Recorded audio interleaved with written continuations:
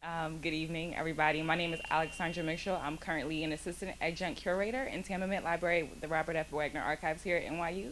And for Black History Month and Women's History Month, I just finished scanning a number of images of you from several of our collections of you in USSR and Cuba, post the Free Angela campaign and post Your Freedom. They're really beautiful images and amazing portraits. I was wondering if you could speak a little bit about your film research and kind of your process. I see you use a number of archival text and newspaper sources, and I just wanted to know how that worked for you. There is no trick.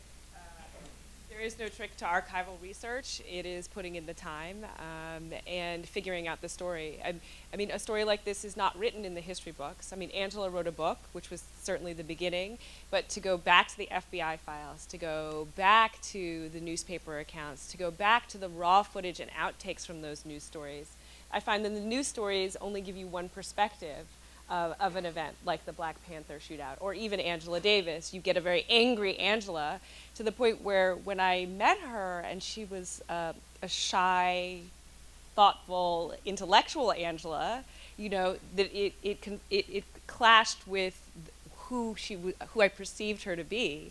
And so one of the things I like about the film and looking back in history is taking that archival material and taking another look, another spin at it to get a more nuanced sense of a period.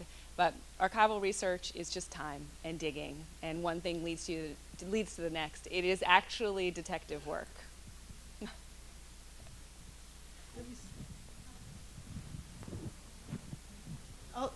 May I say something in response to that question? Because it just occurred to me that uh, the time that Shala spent doing that research, finding that footage, uh, in many ways saved that footage from being lost forever. And my friend Kendra Alexander, you saw her several times. She was sitting in the courtroom with me, and her husband Franklin Alexander. Both of them um, experienced tragic deaths. They're no longer with us. Um, their son, who was quite young when they both died, saw this film with his children. And he said, I never saw my parents like that. For me, the fact that she made the film, if it had not been, if it had not had any other consequences, it would have been worth it, you know, just to see him smiling and beaming and thinking about his parents in a way that was never possible before. I want to say one more thing about the politics of archives. It's very important for people of color to be involved with archiving and collecting material because often you think, okay, I'll just do a search, Angela Davis, or a general search, and we're in the cracks and crevices. Half the time when I looked for Angela Davis, I saw Fania anyway, because people would mislabel. And so that we have to remember that we've been African American, we've been Afro American, we've been Black, we've been Negro, we've been all of these things, and to look under those categories. And also to support institutions like the Schomburg Center uptown, where I have recently taken the post as the curator for the Moving Image and Recorded Sound collection, precisely because making these films, I find that the politics of archiving and collecting and keeping are very important. The last thing I'll say about that is that our history is frankly being held hostage by corporate interests. So in order for us to do the research, I have to go to CBS, NBC, and ABC and dig through the crates there. Well, their policies aren't really friendly. So to find the material is one thing, and then on top of it, the cost of licensing this for use in a film is astronomical. Astronomical. A third of the budget went to paying for the footage. Yes, Miss. Oh, wow. Okay. All right. Yeah. Yes, Miss Davis and Miss Lynch. I just wanted to bring your attention to a petition I've just started, and it's basically to, like, yeah, to end sterilization in female prisons, not just here nationally, but also worldwide, because it recently just came out, like probably like a year or so ago, that they've been doing, forceful sterilizations to Black and Latino women in these California prisons, and seeing as though like I have a pretty certain knack on how this country works. I'm pretty sure that's going on, if not majority of the prisons, all of these prisons.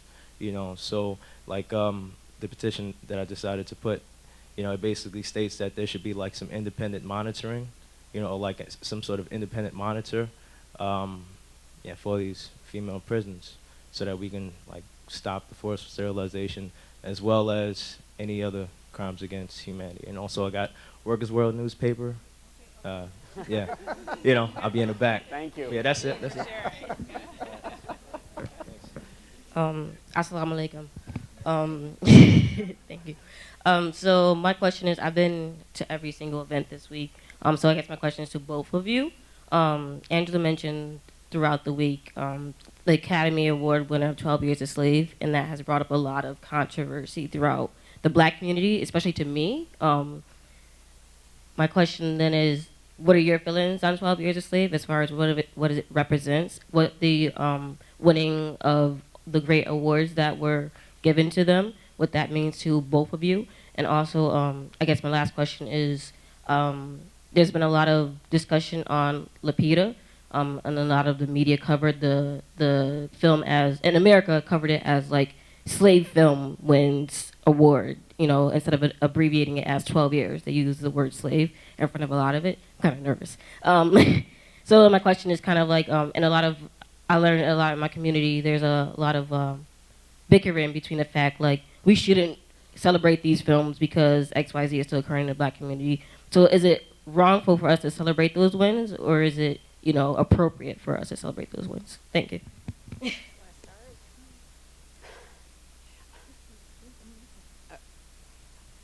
For me, 12 Years a Slave is made by Steve McQueen, and he's one of my favorite directors. And he is a writer and a director with a vision. His lens is violence. But what we should not do is put on him as the artist to tell the whole history of slavery. The way that he sees slavery through that story is through the lens of violence and victimization.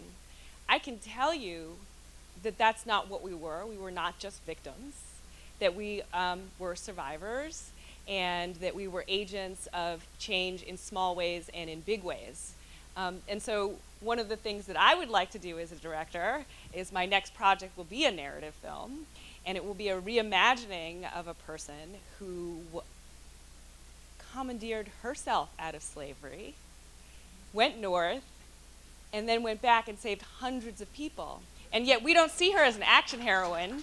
We don't know her. We only know her euphemistically as a conductor on the Underground Railroad, as though she wore a hat, was on a train, toot, toot.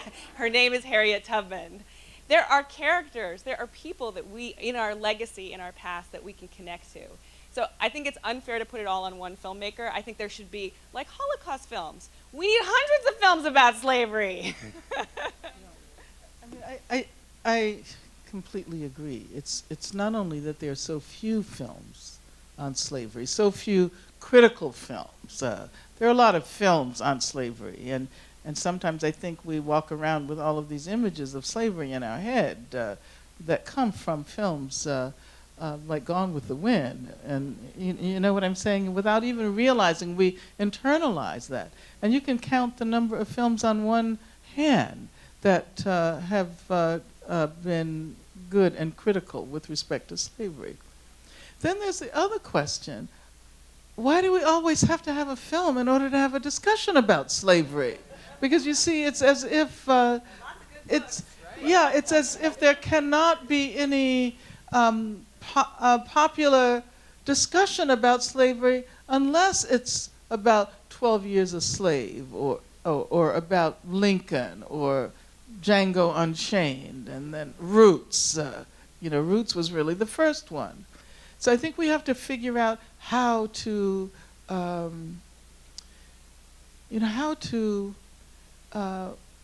guarantee that we recognize the part that slavery has played in the history of this country, which affects every single person, regardless of their racial background.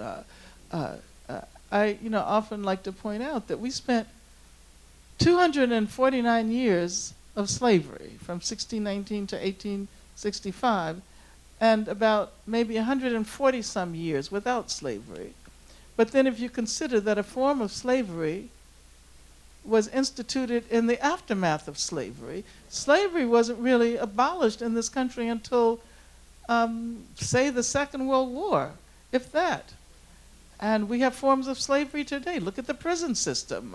So as long as we don't come to grips with the role that slavery has played in shaping the collective psyche of this country, we will never be able to extricate ourselves from racism.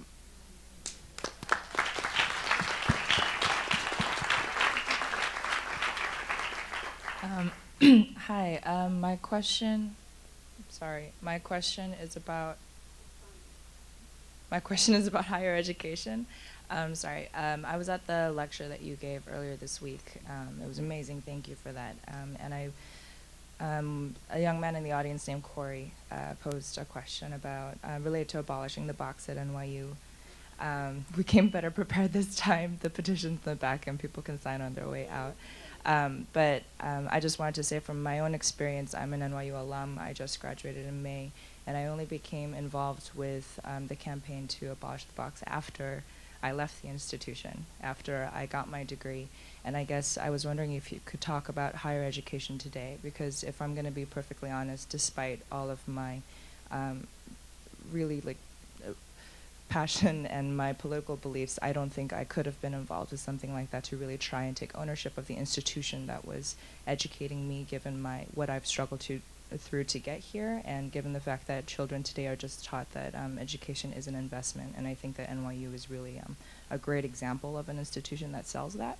So I was just wondering if you could talk a bit about higher education today, especially because so much of the film takes place within the educational institutions, and that's not the education that I know. At least that's not the college that I know in 2014. So. Yeah. Well, I think that we can say that struggles for justice and equality unfold everywhere, on every arena, and certainly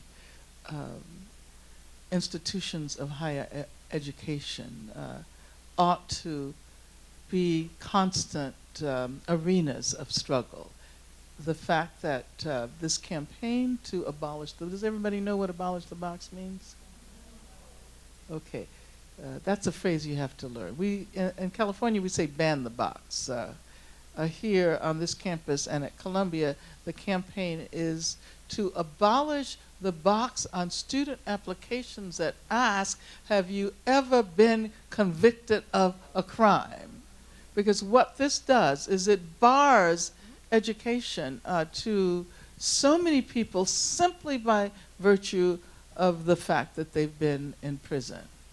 And of course, there's the box that is on job applications as well. So here at NYU, they've extended that to student applications, which is absolutely important.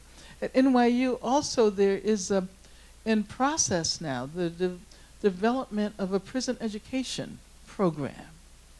And I think that people here need to support that, because if anything can help to change the elitism on these campuses, it is more traffic between the university and the prison. And not so much because university people have all of the knowledge, which they should share with those who are so unfortunate as to have gone to prison, but because there can be an exchange. Oftentimes, people who teach in prison, they say that when I went, I thought I was going to teach. But what happened was that that I was totally transformed. If a friend of mine, um, Dave Rudiger, who has authored many books, and he taught in a prison in Champaign-Urbana. And he said he went into the class because he was teaching a number of books, including one of his books. And the prisoners had read every single book that he'd ever written. And so they were arguing with him. They were saying, okay, in this book, you made this argument, but it was a different argument in the book you wrote before that. And he said, whoa, I did not expect this. As it turned out, the prisoners were so much better prepared than any of his students at the university ever had been.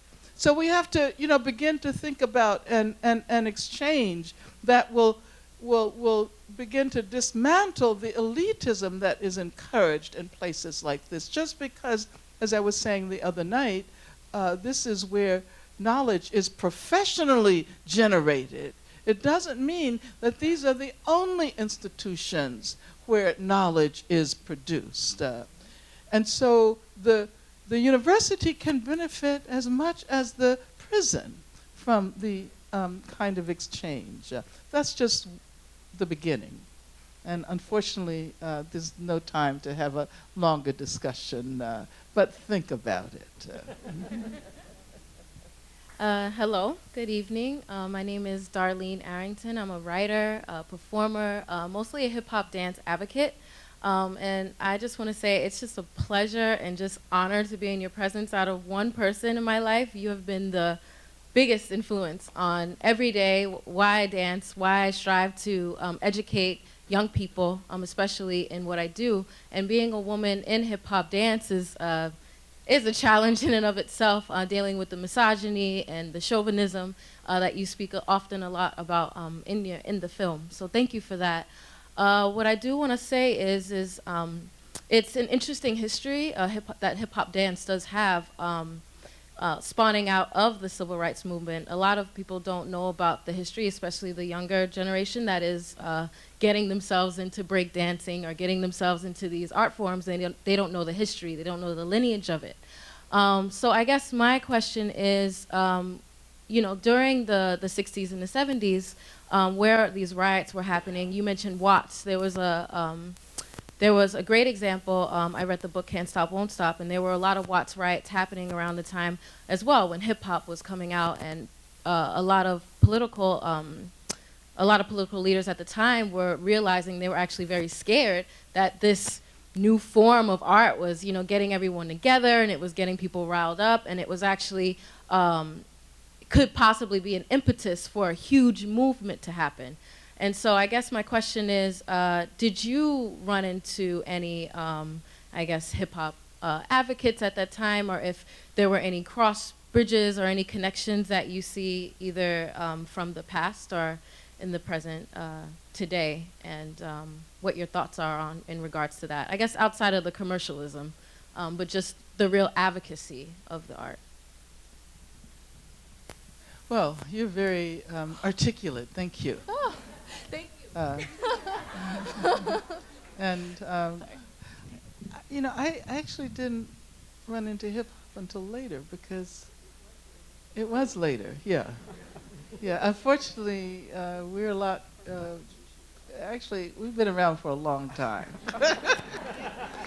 And so in the 60s, and I guess it was in the 70s that hip hop began to develop. And I tried to follow the development of hip hop until, of course, it became so huge. And so, there's still, there's hip hop represents the music of several younger generations. And oftentimes our consciousness is shaped more by music culture and dance culture than it is by speeches that one might hear or whatever. So hip-hop is no different from any other genre also. There's good and bad. There's misogyny, and there are people who try to challenge it.